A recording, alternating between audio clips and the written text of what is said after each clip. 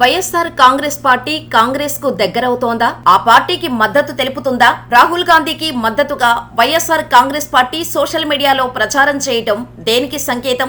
ఇప్పుడు పొలిటికల్ సర్కిల్లో ఇదే చర్చ నడుస్తోంది. కాంగ్రెస్ పార్టీని విభేదించి వైఎస్ఆర్ కాంగ్రెస్ పార్టీని ఏర్పాటు చేశారు. ఇప్పటి వరకు ఆ పార్టీకి దూరంగా ఉంటూ వచ్చారు. అదే సమయంలో సిద్ధాంతపరంగా వ్యతిరేకమైన బీజేపీతో సన్నిహిత సంబంధాలు కొనసాగించారు. అయితే ఇప్పుడు రాహుల్ గాంధీతో బతకాల్సిన అనివార్య పరిస్థితి వైఎస్ఆర్ కాంగ్రెస్ పార్టీకి ఏర్పడింది. 2024 ఎన్నికల్లో తెలుగుదేశం పార్టీ కూటమి ఘన విజయం సాధించింది. వైనాట్ 175 అన్న నినాదంతో బరిలో దిగిన వైఎస్ఆర్ కాంగ్రెస్ పార్టీకి షాక్ తప్పలేదు. కేవలం 11 సీట్లకే ఆ పార్టీ పరిమితమైంది. అయితే టీడీపీ ఇంతటి ఘన విజయానికి కారణం ఈవీఎంలేనని వైసీపీ అనుమానిస్తోంది. దీనిపై గట్టి పోరాటమే చేస్తోంది. ప్రత్యేకంగా డిపాజిట్లు కట్టి మరీ విచారణ కోరుతోంది. 1-2 సార్లు ఎన్నికల కమిషన్ ముందు కూడా హాజరైంది. ఈవీఎంలపై అనుమానాలు, పోలింగ్ నాడు సాయంత్రం వరకు ఓటర్లు బారులు తీరడం వంటి వాటిని ఈసీకి ఫిర్యాదు చేసింది. మాజీ మంత్రి రోజా లాంటి వారైతే ఈవీఎంల వైపే తరచూ అనుమానాలు వ్యక్తం చేస్తున్నారు. టీడీపీ కూటమి విజయాన్ని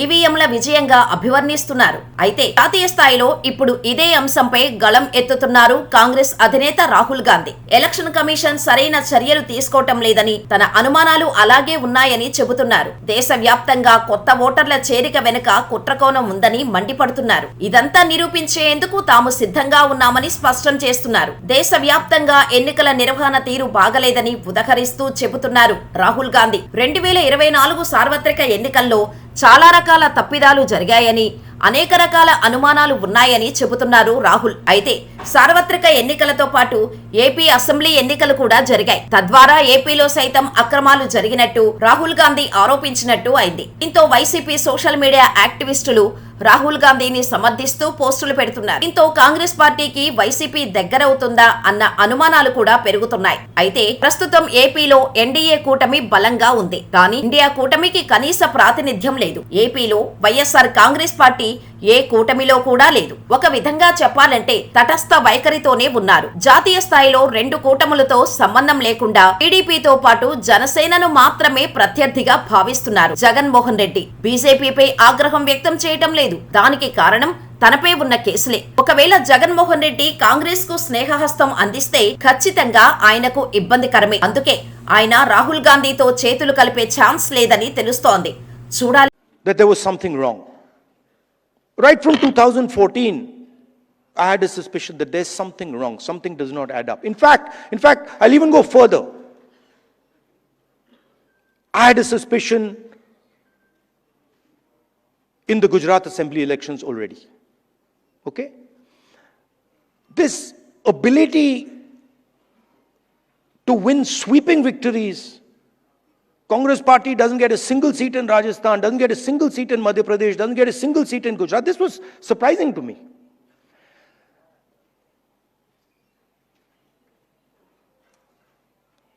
And it went on for some time. There was a conversation, but I could never speak because there was no proof. So whenever we spoke, people said, well, where's the proof? And then something happened in Maharashtra, where in the Vidhan Sabha we won the election, hands down. In the Lok Sabha we won the election, hands down. And then 4 months later, we didn't just lose, we were obliterated. 3 formidable parties suddenly just evaporated. And that's when I thought that this just cannot be. And so we started right then to look seriously for electoral malpractice. We found it in Maharashtra. Clearly, 1 crore new voters show up between Lok Sabha and Vidhan Sabha. Bulk of those votes go to the BJP. But still, we didn't have clear proof. So when I would even mention it to our allies, that look, there is clear cheating that has happened, my allies would say to me, yes, we can see that there is cheating that has happened. But We don't have proof. And now, I say with absolutely no doubt that we have proof. And we have such proof. We have such proof that will show the whole country that the institution of the Election Commission does not exist. That it has disappeared. It has taken us 6 months. 6 months of non-stop work to find this proof. Why? Because the Election Commission does not give us electronic versions of the voter list. It gives us paper versions, and you'll be shocked to know, as I was, that when they give booth-wise paper versions of the voting list, that document cannot be scanned, it cannot be copied. Meaning you put it into a scanner, nothing comes out. Why would the Election Commission scan protect, copy protect the voter list? Now, you'll be shocked at the amount of detail we've gone into. And you will see, with no doubt, zero doubt, how a Lok Sabha election is stolen.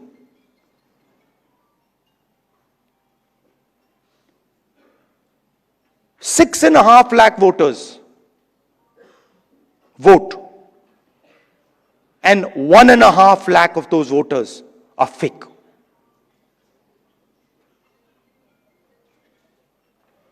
Six and a half lakh voters vote, 1.5 lakh voters are fake. It's on paper. Documentation that we got from the Election Commission. Voter list that we got from the Election Commission. Physical paper. Where we went comparing photograph by photograph by photograph, name by name by name. 6.5 lakh people. Comparing one photograph to 6.5 lakh other photographs. And I'm proud of the work that the Congress party did. And you will see the shockwave that is going to go through the electoral system when we release this data. It's literally like an atom bomb. Because the truth, my friends, is that the election system in India is already dead. Please remember one thing. The Prime Minister of India is the Prime Minister of India with a very slim majority. If 10, 15 seats were rigged, and we suspect actually the number is much closer to 70, 80, 100. If 15 seats were rigged, he would not be the Prime Minister of India. And we are going to prove to you in the coming few days. We are going to prove to you without any doubt in the coming few days how a Lok Sabha election can be rigged and was rigged. So, it's very clear that the institution that holds this, that protects this, that holds this, that defends this, has been obliterated and taken over. We did not have proof, so we could not make these type of statements earlier. But I'm making this statement confidently because I have 100% proof now. And whoever I have shown it to has fallen off the chair. Literally, they said, how can this be possible? Well, it is possible. It is happening. Right? Who is going to fight this battle? Only you people can fight this battle. Frankly, we non-legal people don't even know how to fight this battle. We can fight the political battle. We can fight the battle on the streets. We can fight in the villages. We can fight in the city. We can't fight in the courts. We don't know how to. And so, you are the people who have to defend the Constitution in the courts. You know, I had a document. We had a document some years back on the Rafale deal. Randeep is looking at me. Document that said clearly, black and white, that the Prime Minister office and the NSA have interfered in the Rafale deal and damaged the Rafale deal. This document itself would have brought down any government in any country of the world.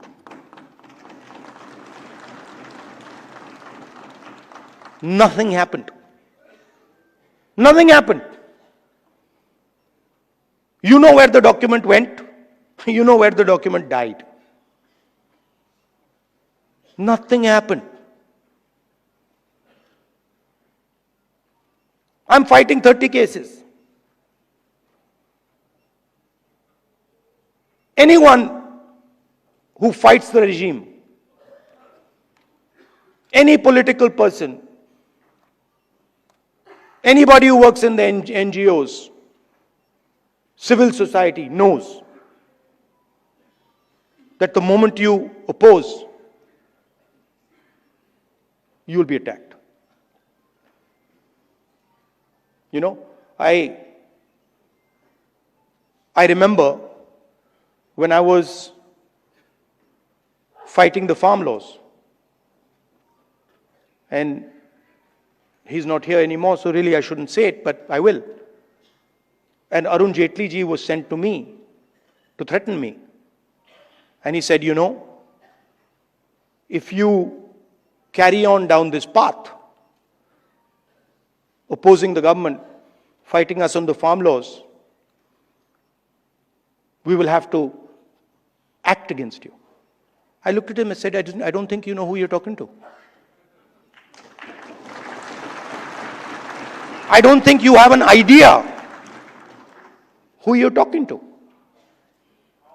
Because we are Congress people. We're not cowards. We're not going to bend. The British couldn't bend us. The superpower couldn't bend us. Who the hell are you?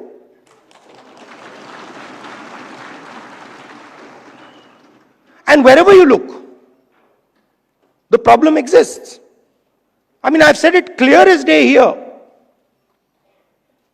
that we have 100% proof. Watch the newspapers and the media tomorrow.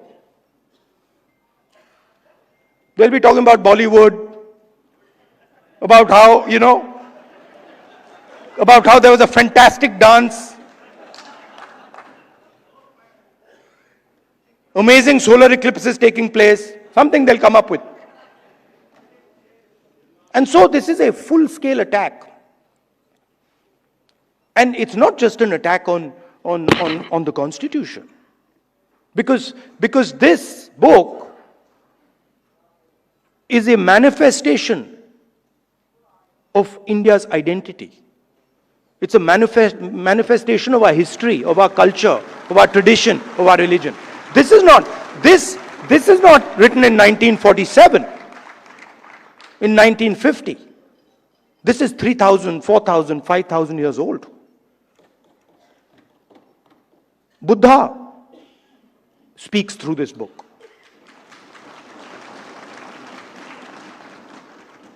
Narayana Guru, Basavana, Ambedkar, Periyar, everybody who's been anybody in this country. Right? Anybody who's been, you look, anybody, and in every state there are there. In Assam, Gaurav will tell you. Right? In Tamil Nadu, in Karnataka, in Uttar Pradesh, Kabir, there's a list. So this is not something that we dreamt up in 1947 or 1950. This is something, this is our blood.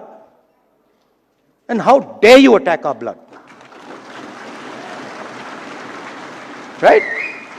So we are not just, we must remember, we are not just defending this red book, this legal document. We are defending our way of life. Right? Tell me which Indian tradition, which Hindu tradition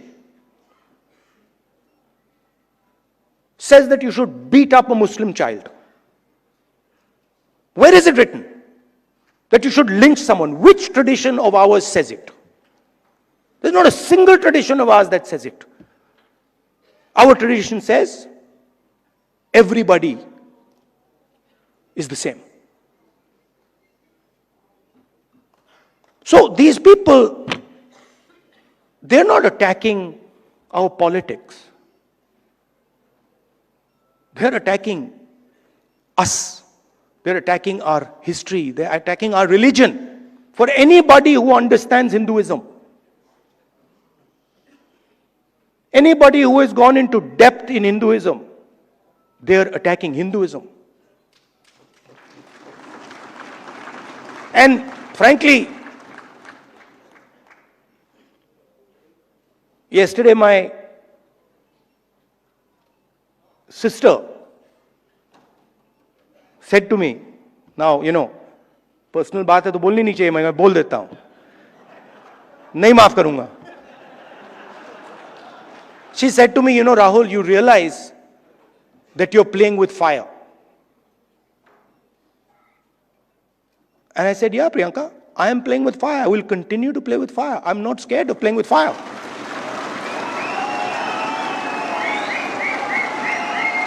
I have come here. Look, I am eventually, like most of you, I'm going to end up in the fire. Right? So what is the problem playing with the fire? My family has taught me that.